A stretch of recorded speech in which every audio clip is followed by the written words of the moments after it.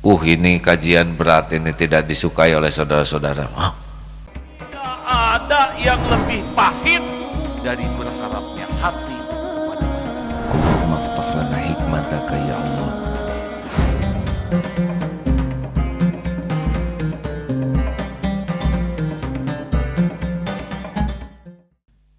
Duduk ya.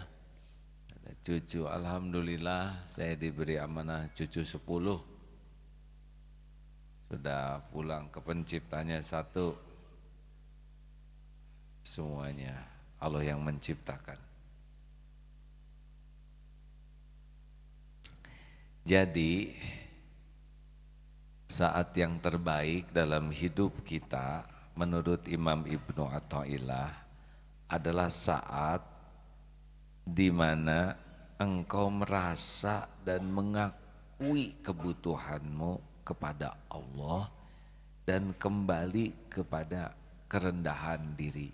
Jadi gini hadirin, la haula wala quwwata illa billah, itu adalah kata-kata perbendaharaan sorga. Tiada daya, tiada kekuatan kecuali dengan pertolongan Allah. Tidak ada kemampuan untuk taat kecuali dengan pertolongan Allah. Tidak ada kemampuan menghindari maksiat kecuali dengan pertolongan Allah.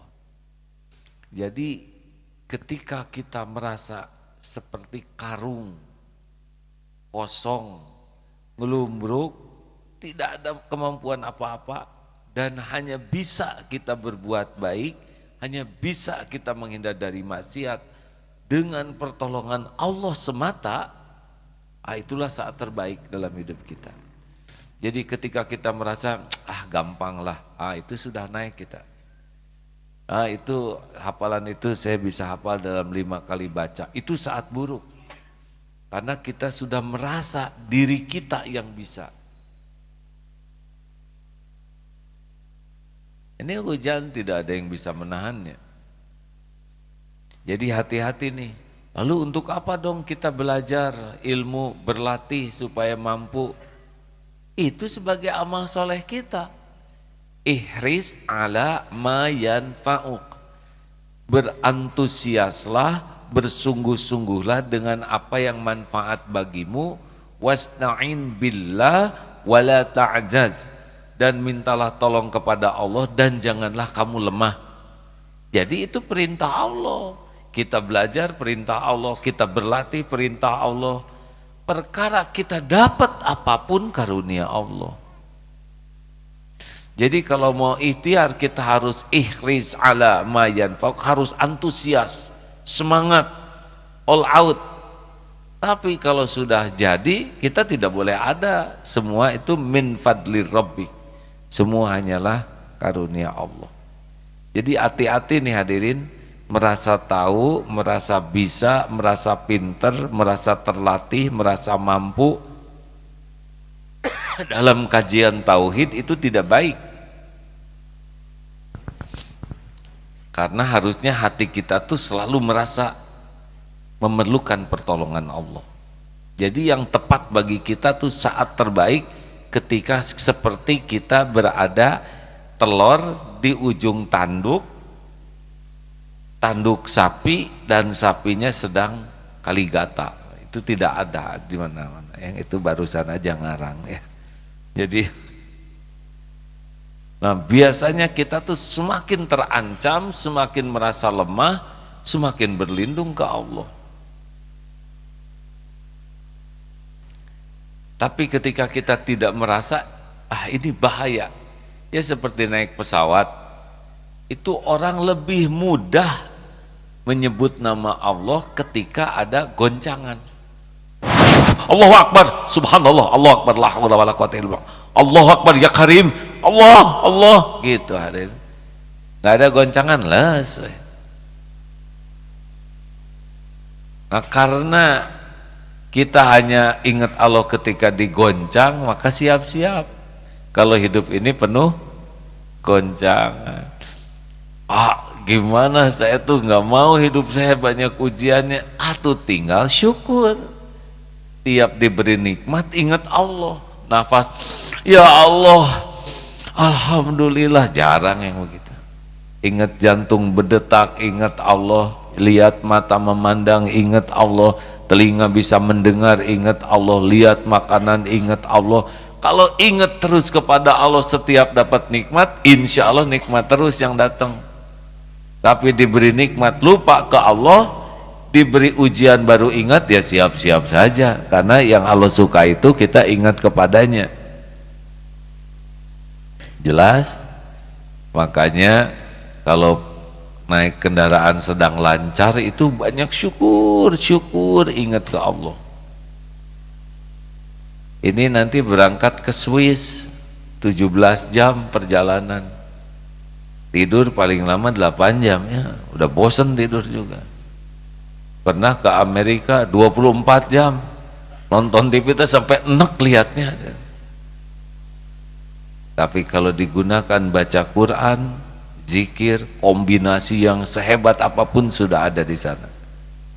Tidur orang yang berzikir tuh sepanjang tidur dianggap zikir. Toh kalau pesawat jatuh dan meninggal ya terserah yang punya. Tapi yang penting kita waktunya diberikan nikmatnya berzikir. Satu lagi. Mata awhashaka min khalqihi fa'lam annahu yuridu an yaftaha laka babal unsi bihi. Apabila Allah telah menjemukan engkau dari makhluk, maka ketahuilah bahwa Allah akan membukakan untukmu perasaan jinak dan senang kepada Allah. Apabila Allah telah membuat hati kita jemu dari makhluk, maka ketahuilah bahwa Allah akan membukakan untukmu perasaan jinak, senang gitu, apet dan senang kepada Allah. Tolong bijaksana ya. Jemu ini bukan berarti benci, jemu ini bukan berarti tidak ada sayang. Tapi yang saya pahami adalah kita sudah tidak ada kebutuhan ke makhluk. Tidak perlu dihargai, tidak perlu dihormati, tidak perlu sibuk mencari cinta, kekaguman. Makin kita tidak ada harap dari makhluk, itu ciri kita akan dekat dengan Allah. Tapi ketika mampu kepayang, asmara membara, cinta cinta mati, begitu cinta padanya, suka sekali, udah itu jauh dari Allah, karena nanti dia yang akan mengisi hatinya.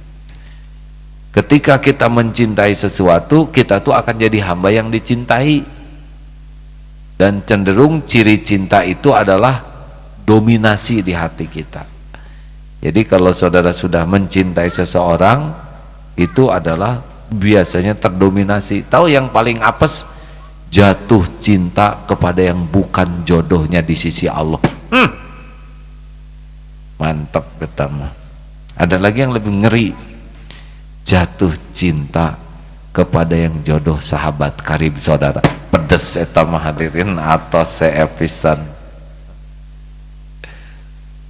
Makanya jangan bangga kalau jatuh cinta tuh, karena itu bisa awal penderitaan, bisa awal hijab jauh dari Allah.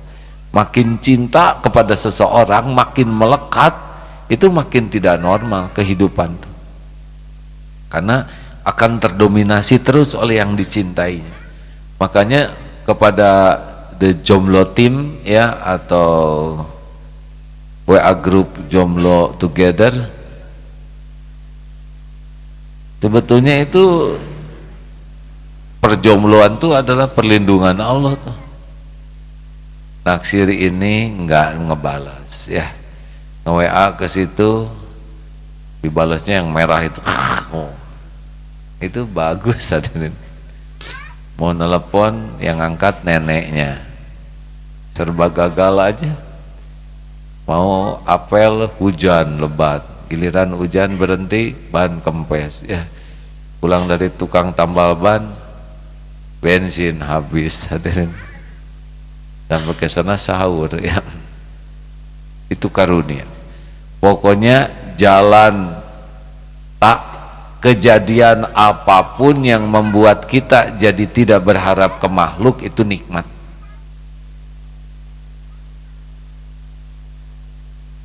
Punya tabungan banyak, hati ingat terus ke tabungan, terus ketipu, tabungan habis, tapi jadi bergantungnya ke Allah, maka ketipu itu nikmat. Ini kajian berat, ini tidak disukai oleh saudara-saudara.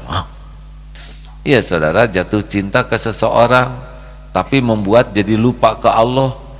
Udah gitu dia dibuat enek sama saudara ya, yang tadinya sama-sama cinta tapi jadi mual. Nge-WA nggak pernah dibaca, udah dibaca nggak dibales, ditelepon nggak diangkat. Itu karunia karena dia sudah merusak hati kita, sudah membuat kita lebih melekat ke dia. Nah kalau udah dibuat udah nggak ngarep apa-apa dari makhluk. Jemu di sini yang saya pahami udah putus harapan lah dari makhluk. Itu udah karunia tuh. Kalau kita udah nggak ngarep-ngarep dari makhluk, hanya ngarep-ngarep dari Allah, udah karunia. Termasuk bisnis. Dengar ini ya. Karena bisnis itu kita lebih sering ngakalin supaya orang beli ke kita.